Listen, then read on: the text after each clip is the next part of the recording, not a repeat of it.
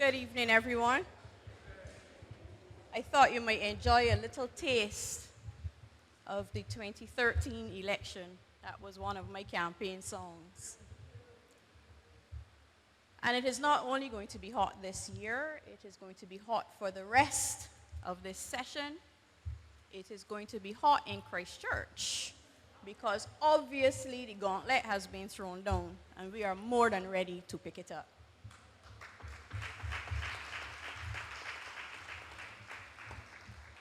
I have been urged by Comrade Jones to make a quick clarification on the last statement that Harry made and ensure that you all understand that we occupy separate seats in Senate and that we don't share the same one.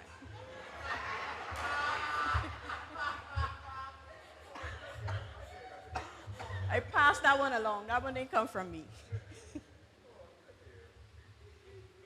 But in truth, we do share an interest in the Senate of ensuring that Barbados remains on an even keel, even in tough economic times. And I don't know, maybe it is because the other side doesn't bother to come too regularly, but they seem not to be aware of what is going on in Barbados.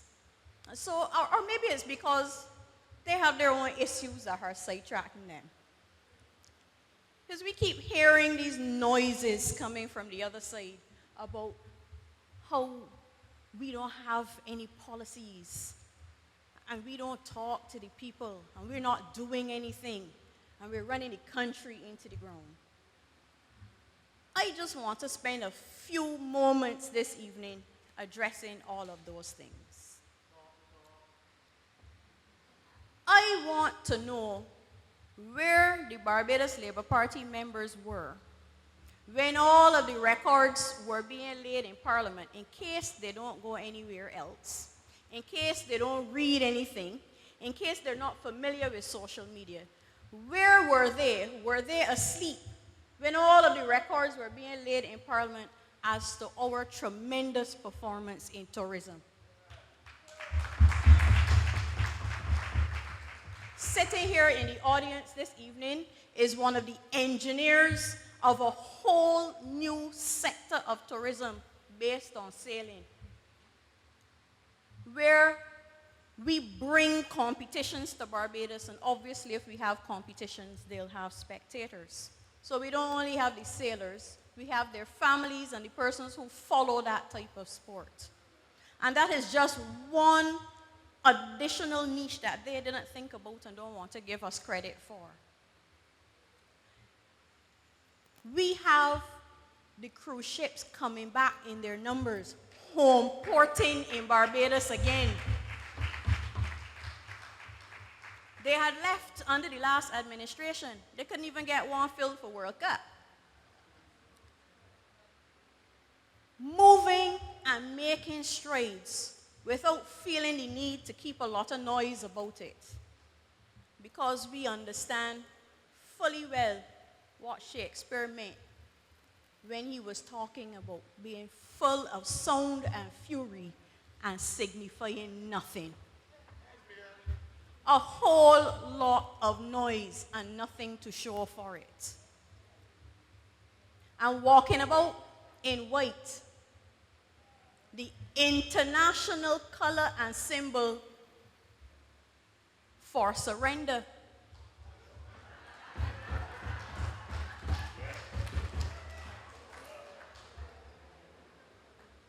I hope she continues to wear it and that her followers to boot. I hope the hall across the road is filled with white tonight, because it also speaks to what is going on over there. Have they not been paying attention? Are they so caught up in their own personal battles that they do not understand how important these advances in tourism are to our economy? How it pulls us out of the rut that we were in? We depend on tourism in a significant way. It's changing, I'll come to that. But for the time being, Barbados' economy is dependent on tourists coming. So if you find that a certain type of tourist is no longer able to come, would you not court a different type? And that is exactly what Minister Seeley and his team has been doing. Not just in terms of the high end, but facing us to the south. Under the last administration, completely ignored and untapped. And so we now have links with Brazil. We are creating links with Venezuela. We are establishing links with Panama. We are having a different focus without ignoring our traditional markets. That is creative thinking. That is what the Democratic Labour Party has always been known for finding ways to create space where there looks like there is none. And this carries over particularly into education. I can't talk much about education because the minister will have more information on that than I do. But every single year, I am intrigued first that the Ministry of Education never overruns its budget.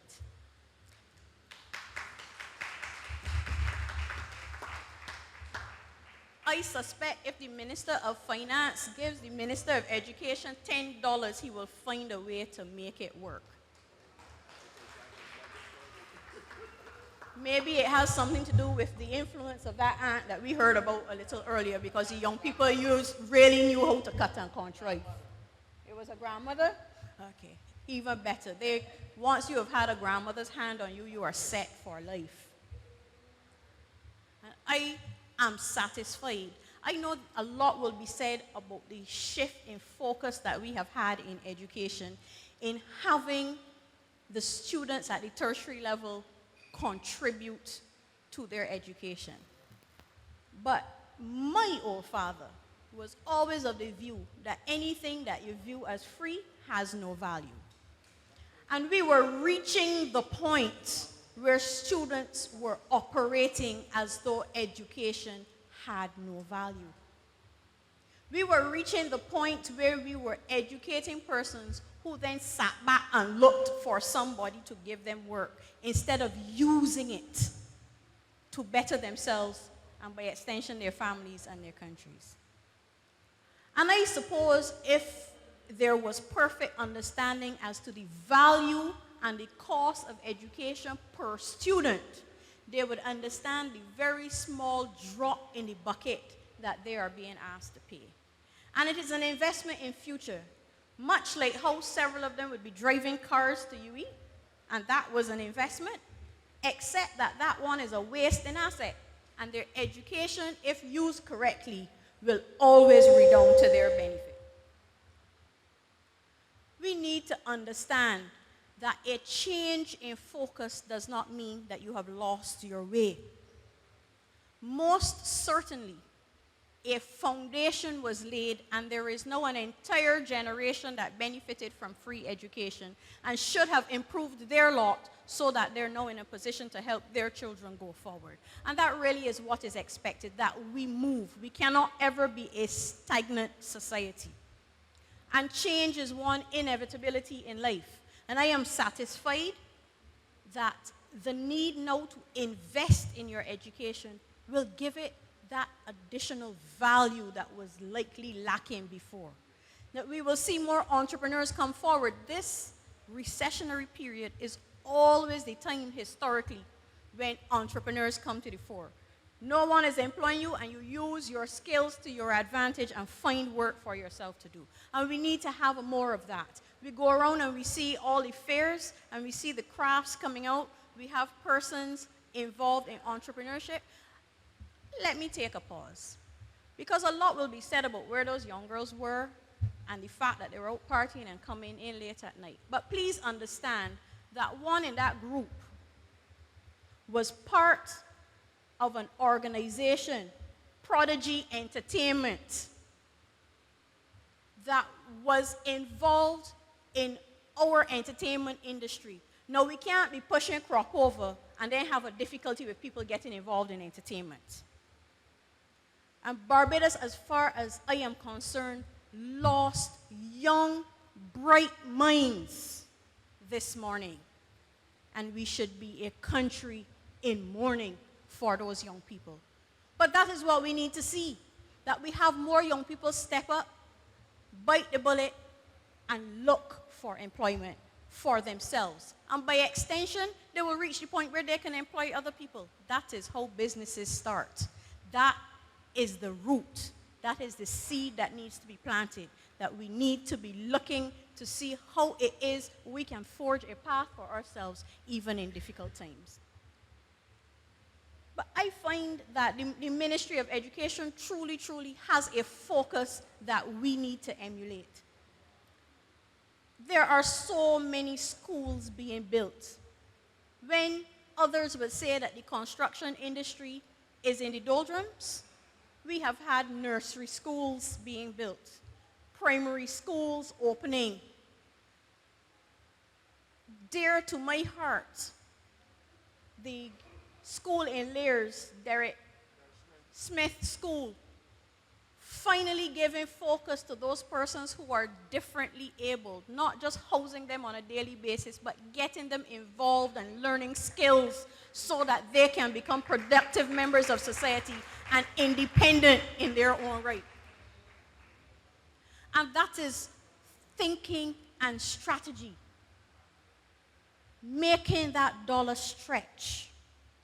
The Maria Holder Fund was available to the Barbados Labour Party when they were in power, and they did nothing with it. Absolutely nothing with it. Sitting on that golden egg. And that is money that is now being used for the advancement of the young people in this country. And I commend the Minister of Education for his focus. Despite all the detractors have to say, he continues on his program and is never set on the wayside. And we need a little bit more of that. Now, I don't want my time to go before I have something to say about leadership. We are midterm. Elections are not due until 2018. I see a lot of frenzy on the other side. A lot of scurrying around. Scrabbling like crabs in a barrel, obviously jostling for a position, moving and shaking, but not in a good way. I promised myself I would have absolutely nothing to say about the issue in Christchurch West. Let them sort out that mess. But the issue of leadership is a ripe and festering boil in the Barbados Labour Party. Cancer is slow eating. This one is moving at a pace that has some nervousness, absolutely malignant. I have never yet, and I have been around politics since my teens. I will not tell you how long ago that was, just say it was a really long time ago. I have never yet heard a leader of a party in this country have to stand up and say, I am the leader and I'm going to take people into the next election. I'm going to have people standing behind me. It is the first and foremost indication of a rocky and shaky platform, not even a foundation. It is hollow under there. And I wish her luck. I don't necessarily expect that she will lead, but she has to say it. She has to sound the alarm because it is obvious that war is raging in the other camp. And we watch as senior persons in that party line up and say the most unveiled statements, like whoever is behind that should really resign, should step aside, knowing full well where it likely has its genesis. And I am satisfied that the last chapter has not been written as yet in terms of leadership. But we don't have those concerns on this side. Just 2 months ago, we returned our leader unopposed.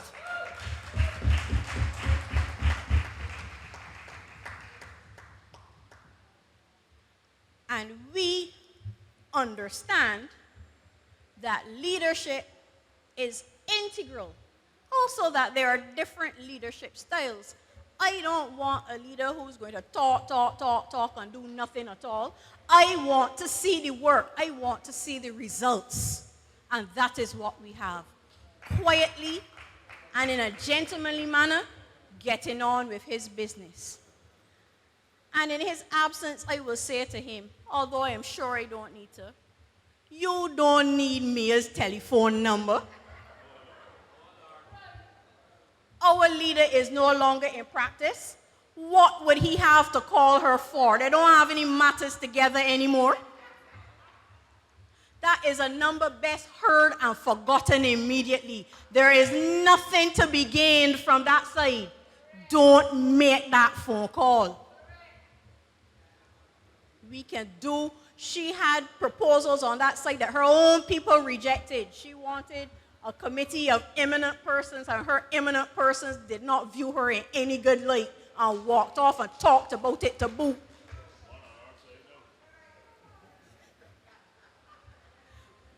Do not make that phone call. It is absolutely unnecessary. Nothing to be gained from that call. This is not a social event. This is politics. This is about our country and moving our country forward. And I stand here this evening to guarantee you that the Democratic Labour Party takes this issue seriously and that Christchurch will not be sacrificed to the Barbados Labour Party in any election coming. And I stand ready to take the fight to whoever they bring. If it is Maria or Jerome, or if it is the doctor, I don't care who it is. Because Master went out there walking too. I know. I don't care who they bring. I'm ready for them. And I know that my branch and my people and my party will stand behind me in the fight to bring down Barbados Labour Party and Christchurch West and have us standing again, owning the people and working on behalf of the ordinary people of this country. True and proper representation for Christchurch. I thank you very much.